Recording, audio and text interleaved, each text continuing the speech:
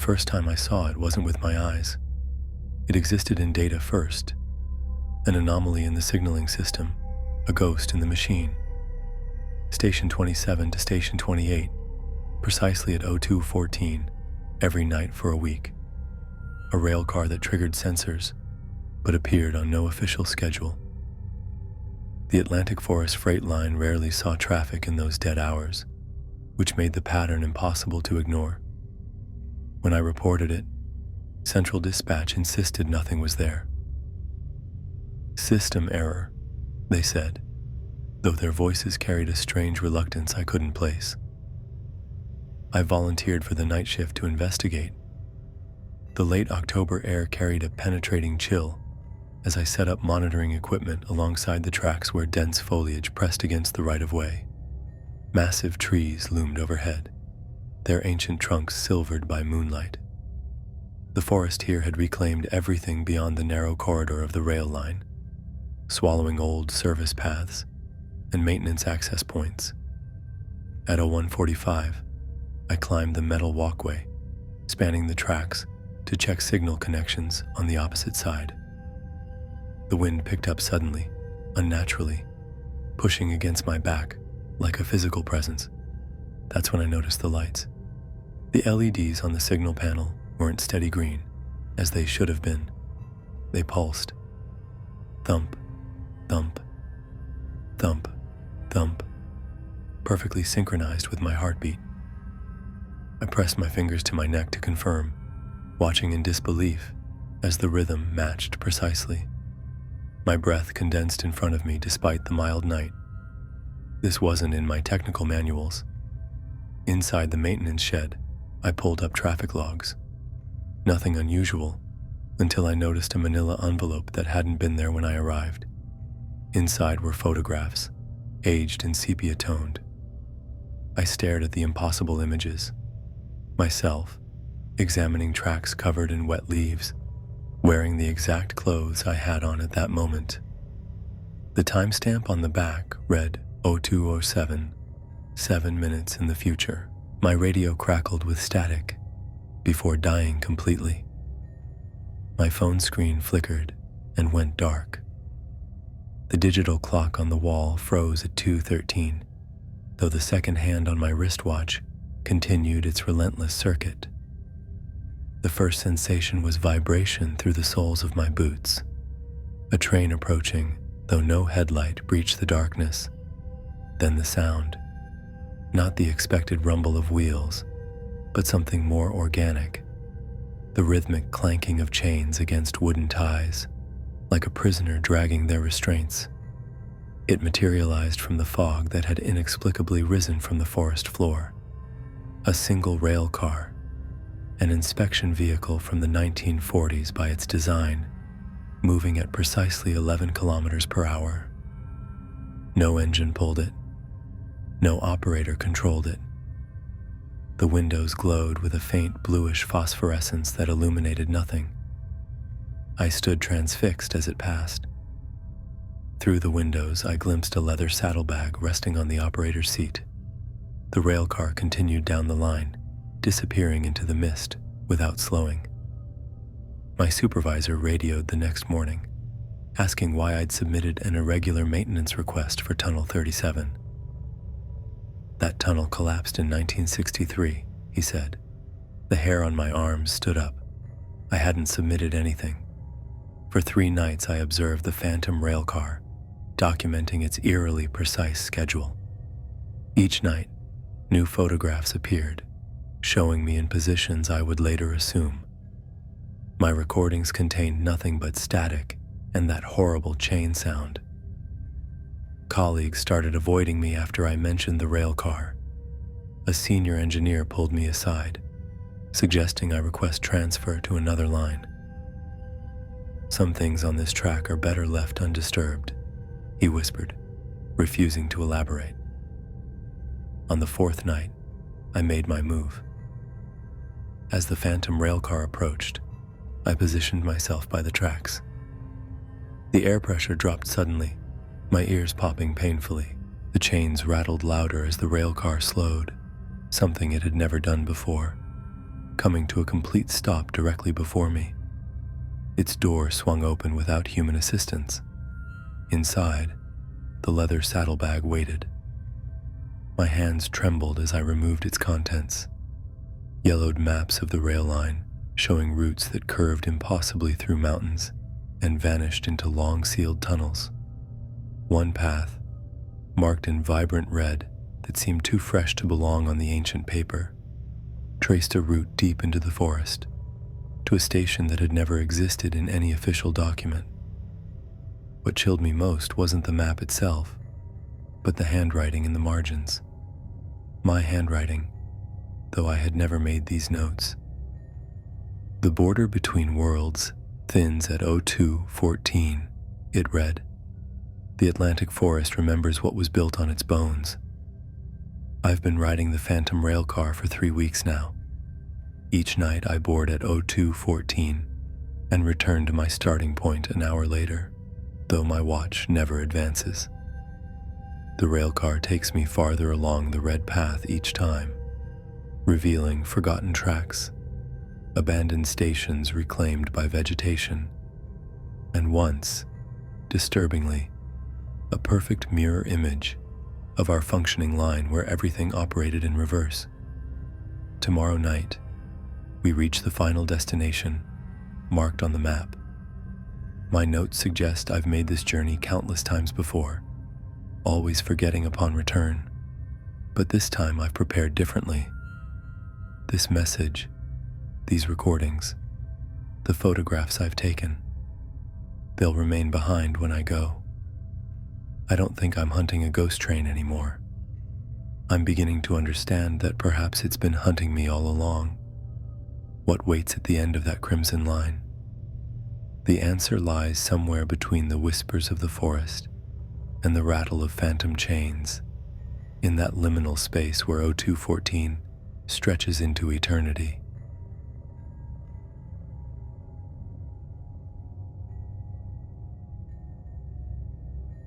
The Grand Majestic Theater doesn't sleep. I learned this on my first night as the restoration architect, when the darkness between the aisles began to breathe. The building had been abandoned since 1968, its Art Deco splendor sealed away like a tomb, until the city commissioned me to assess the damage and catalog what remained. I didn't believe in ghosts then. Now I'm not sure what I believe. My first inspection started normally enough. I documented water damage in the lobby, hairline fractures in the plaster cherubs, and the faded gilt that once made this place shimmer like a star. But when I entered the main auditorium, something changed. The temperature dropped 10 degrees, my breath clouding before me, despite the May warmth outside. I'd positioned my work lamp center stage when I heard it, the unmistakable creak of velvet seats folding down, unfolding up, as if invisible patrons were finding their places. I froze, flashlight beam trembling across the empty rows. That's when I noticed the central dome shivering, dust motes dancing in my light. Footsteps crossed the lighting catwalk above, deliberate and unhurried.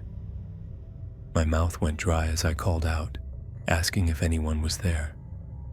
My voice was swallowed by the perfect acoustics, returning nothing but silence. The dressing rooms were worse. Mirrors lined the walls, tarnished, their backing silver long deteriorated. They should have reflected nothing more than blurry shadows. Instead, they showed crystal clear images of the empty stage, different angles as if from a professional recording.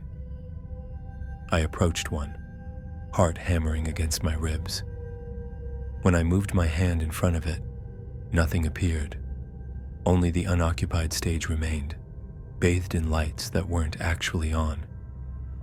I stumbled back, sweat beating at my temples despite the chill.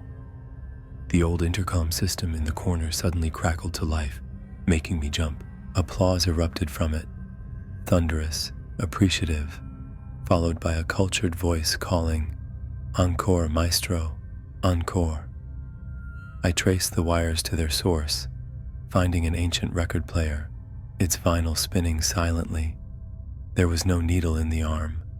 The city engineer had asked me by email what was taking so long with the initial assessment. I couldn't bring myself to explain. Instead, I returned the next night, telling myself I needed more documentation, scientific evidence, proof that I wasn't losing my mind. The theater had other plans. The main curtains were up when I arrived, though I'd left them drawn. On stage, an elaborate set had appeared, a Victorian parlor I'd never seen before, detailed down to the teacups on a silver tray. My pulse raced as I approached it, fingers trembling as they brushed against solid furniture that shouldn't exist. The projection booth above had awakened too. A beam of light shot across the auditorium, throwing silhouettes of dancers against the stage backdrop. I watched, paralyzed, as they performed in perfect synchronicity. Though the booth was empty when I checked it moments later, its ancient projector cold to the touch. Night after night, I returned, unable to stay away. Each visit revealed new manifestations. Sheet music materialized on the conductor's stand, the pages covered in elaborate notations for a piece entitled Return. My architecture training had included some musical education, and I recognized the complexity of the composition. This was no amateur work. By the fifth night, my nerves were frayed to breaking. I'd lost weight, couldn't sleep. The sensation of being watched was constant now, even in my apartment miles away. When a single spotlight suddenly blazed to life and tracked my movements across the theater, I broke. I ran, stumbling down aisles and past rows of seats that turned, all of them, to follow my retreat. The lobby offered no sanctuary. The faded promotional posters on the walls began to reassemble themselves before my eyes, color bleeding back into ancient paper. My stomach lurched as my own name appeared in elegant script, directed by Marcus Holloway. The performance date, tomorrow night. I spent the day researching the theater's history, hands shaking so badly I could barely type. No deaths had occurred here, no tragedies, just decades of performances until financial troubles closed the doors. Why me? What did this company want? Tonight, I stand at the stage door, my decision made. In my jacket pocket is the deed to the property. The city agreed to my request to purchase it, thinking me eccentric but harmless. In my hand, the conductor's baton I found this morning on my doorstep, wrapped in sheet music written in what appears to be chalk dust. The notes I've deciphered suggest something extraordinary. The theater itself is the entity, accumulated energy from thousands of performances seeking expression. It doesn't want blood or fear. It wants continuation, resonance, completion. As I push open the door, all the lights come up. Every seat in the house is creaking now, settling as if occupied. The temperature drops, my breath visible in plumes. The baton seems to vibrate in my grip, eager to begin. I understand now that I wasn't chosen randomly. My grandfather conducted here in the 1950s, his final performance the night before he disappeared. What the theater wants isn't revenge, but resolution. A performance that never concluded, energy never released. I step to the conductor's podium as invisible instruments tune in the orchestra pit. The choice is clear. Either seal this place forever and let whatever builds here spill into the city beyond, or conduct this final piece and complete the cycle. I raise the baton, and for a moment, I see them all, not as ghosts, but as echoes, waiting for direction. The music swells in my mind as I bring my hand down in the first beat of Return. Some performances, it seems, refuse to end until the final curtain properly falls. The beam cuts through the fog like a spectral finger, seeking something in the darkness. Green light that shouldn't exist, emanating from a tower whose power lines were severed decades ago. I watch from my tent on the cliff's edge as it sweeps across the churning Atlantic, painting the waves an unnatural hue before sliding back to search the shoreline. 3 seconds of revolution. Always 3 seconds. As a geologist, I've documented countless anomalies in the Earth's behavior, but never anything that defies explanation like this lighthouse at Ponte Verde Reserve. I came to assess structural integrity, nothing more. The coastal cliffs have been eroding at an accelerated rate, threatening the century-old lighthouse perched atop them. The Brazilian Environmental Agency wanted data, numbers, stability projections, not ghost stories, not impossibilities. But impossibilities found me anyway. My first night here, I dismissed the light as an atmospheric phenomenon or passing vessel. By the second night, when I'd confirmed no electricity flowed to the structure, a cold dread settled in my stomach. Something wasn't right at Ponte Verde. I approached the lighthouse tower in daylight, equipment bag heavy across my shoulder. Inside, dust motes swirl through shafts of sunlight. The spiral staircase groans beneath my weight. Seismographs need placement at various elevations to properly measure the cliff's vibrations. A routine job.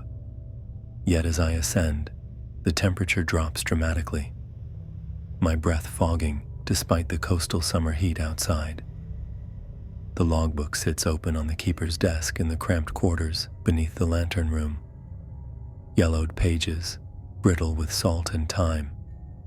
Most entries date back to the 1940s, the final official record noting the decommissioning in 1974. But new entries fill the subsequent pages, written in a cramped, flowing script that seems to ripple on the page like water. American geologist arrives. Male, approximately 38 years. Carries Brunton transit compass, Schmidt hammer, ground-penetrating radar. Sets camp 43 meters from tower edge. Sleeps poorly. Mutters name Melissa twice during night. Will approach tower tomorrow at 10:17 a.m. My hands tremble as I flip through pages documenting my every movement since arrival. The final entry, written in still wet ink that smells of brine. He reads these words now. His heart rate elevates to 128 BPM. He considers fleeing. He will not. I slam the book shut, sweat beating despite the chill. The stairs seem longer going down, each metal step vibrating at a frequency just below hearing. Outside, I stare up at the lantern room, now shadows and glass in the afternoon sun. Nothing unusual except a handprint on the inside of the glass, too large to be human. Fingers elongated like tentacles pressed against the pane, before slowly sliding away. That night, huddled in my tent, I retrieve the satellite phone to call for early extraction. No signal. The screen flickers with strange symbols before dying completely. At 3:17 a.m., my field radio crackles to life, though I've left it powered off. Through bursts of static, a voice, not quite human, recites coordinates. Each set matches locations where I've placed monitoring equipment along the cliff face. By the fourth night, I've abandoned any pretense of scientific detachment. The seismographs record impossible readings. Movements that would indicate the entire cliff is somehow breathing. The lighthouse beam now follows me, even 2 kilometers down the shoreline, collecting rock samples. The sickly green light finds me, casting my shadow impossibly long against the rock wall. My shadow sometimes moves before I do. In desperation, I barricade myself inside the caretaker's cottage, covering windows with aluminum foil from my camping supplies. Morning reveals it all peeled away, arranged on the floor in the shape of an anchor. My geological reports stored securely on my laptop, now contain pages I never wrote, descriptions of subsurface anomalies and structured hollows beneath the cliff base. The final page of each document now ends with the same phrase, written in what looks like dried algae: Volte para o mar, return to the sea. Last night, I finally ascended to the lantern room during operation. The smell hit me first, burning seaweed and something older, like rotting whale carcass. The lens rotated silently, no mechanism driving it. I forced myself to touch it, the glass hot beneath my fingertips. In its reflection, I saw him, the hooded figure, uniform soaked and dripping, skin glistening with scales where human flesh should be. Before I could turn, something wet and cold brushed the back of my neck. I ran. This morning, I discovered why the cliffs are failing. Ground-penetrating radar shows the entire promontory is hollow, honeycombed with tunnels leading to a central chamber beneath the lighthouse. Not natural formations, too regular, too purposeful. The computer model suggests they've been there for centuries, predating the lighthouse itself. Tonight, I'll leave this place. But as I pack, the radio crackles again. The voice, clearer now. The tide is right. The way is open. You've always been the keeper. I realize with horror that it's my own voice, speaking words I've never said. Outside my tent, the green beam sweeps across the landscape, stopping to illuminate a previously hidden path down the cliff face. It leads to a cave entrance, awash with seawater at high tide, but now exposed and waiting. For brief moments between the beam's revolutions, I glimpse figures emerging from the water's edge, their shapes both familiar and wrong. They're coming up the path, and somehow, terribly, I find myself walking toward them, drawn by a memory of salt water and depths I've never known. The beam bathes me in emerald light, and for the first time in days, my shadow finally matches my movements. I now understand what maintains the lighthouse. I understand why the cliff is failing. We need it to fail. We've been waiting so long to return.